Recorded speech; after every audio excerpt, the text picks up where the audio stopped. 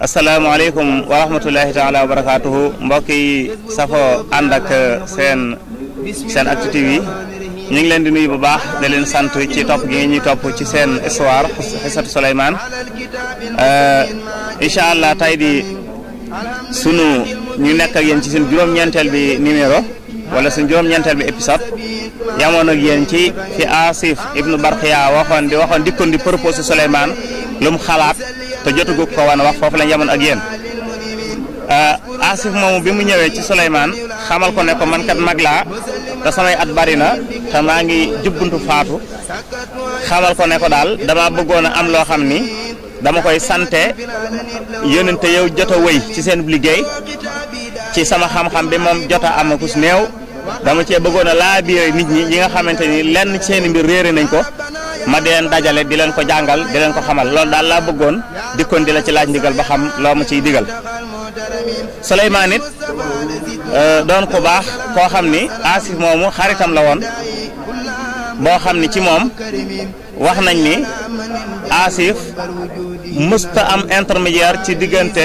maanaam moom ak Souleymane maanaam saa bu masaa soxla Souleymane day ñëw kenn du ko téye waxtu wu mu ko soxlaa rek ak fu mu ko soxlaa moo xam Souleymane mi ngi fi wala nekku fi dana mën a yegsi ci moom direct kenn du ko gàllankoor te kenn du ko téye Souleymane daal di ko ci jox ndigal ne ko loolu nga sàkku may naa la ko nga mën koo def mooy dajaleel nit ñi nga jàngal leen ci sa kem kàttan lépp loo xam ne réer nañ ko te soxla ko Souleymane ci boppam moo ko dajaleel mbooloo mi ñëpp ñu daje Asif taxaw seen biir fas yéene def discours nag wax ak ñoom ay mbir fekk ne booba nag daa am lu ko metti loo xam ne da koo bëgg a yegge Souleymane te xamut nu mu ko yegge waaye daa xalaat aw yoon woo xam ne jàpp na ni su ko ca jaaree dana mën a am li mu bëgg ndax lu toll ci ñeent fukki fan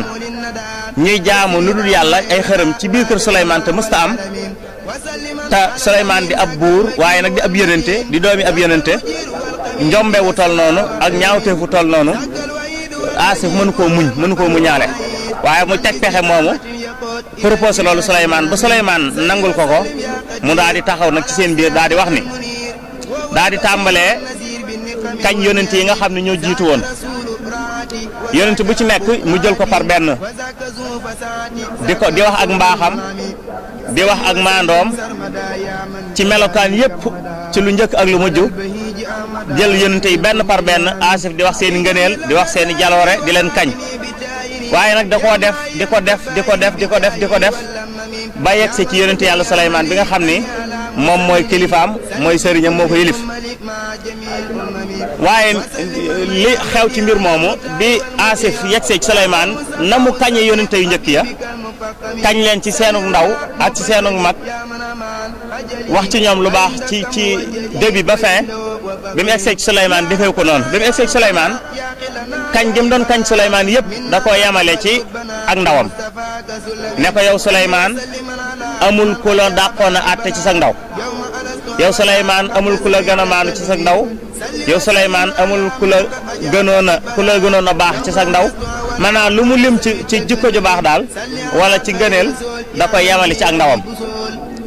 ba jotaay ba jeex mu daal di tas ñëpp daal di dem mu daal di yeewi mbooloo mi Souleymane it loolu xaw da ko jaaxal mu jële ci maanaam ni ñu ko mën a waxee daal mu neexu ko mu xaw cee mer tuuti bi mbooloo mépp delloo seen kër Souleymane dem toog ak naqaram loolu jaaxal ko mu daal di yónnee ci Asif ibnu Barxiya daal di koy woolu ne ko dama bëggoon nga ñëw wuy si ma bi mu ko wuysee mu ne ko waaw man yow de sa jotaay bi jàll na kañ nga yónnente yëpp ku ci nekk nga wax ngëneelam kañ ko waaye bi nga egsee ci man li ma ci jaaxal mooy na nga kañi yónnente yi njëkk ya ba bi ngay egsi ci man kañe woo ma noonu man li nga wax lépp ci lu baax da nga koo yemali ci sama ndaw daal ne ko li ma bëggoon a xam daal yow Asif lan moo xew dama bëggoon nga leeral lan moo xew ba tax nga doxalin yi nga doxal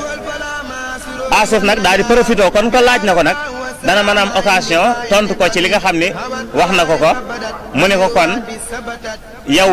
yonente bi yàlla Souleymane damaa gis lu ma jaaxal ci sa biir kër mu naqari ma mooy ñi ngi jaamu lu dul yàlla ci sa biir kër kon nag incha allah nan la Souleymane di réactionné ci loolu ko Asif ibnu Barxiya wax dana leer ci suñ 10e numéro incha allah ci 10e épisode bu ñëwaatee ak yéen ñoo ngi leen di jéglu baax a baax di kontaan ci seen topp gi ngeen ñu tomb wasalaamu aleykum wa rahmatullahi taala wa barakaatu.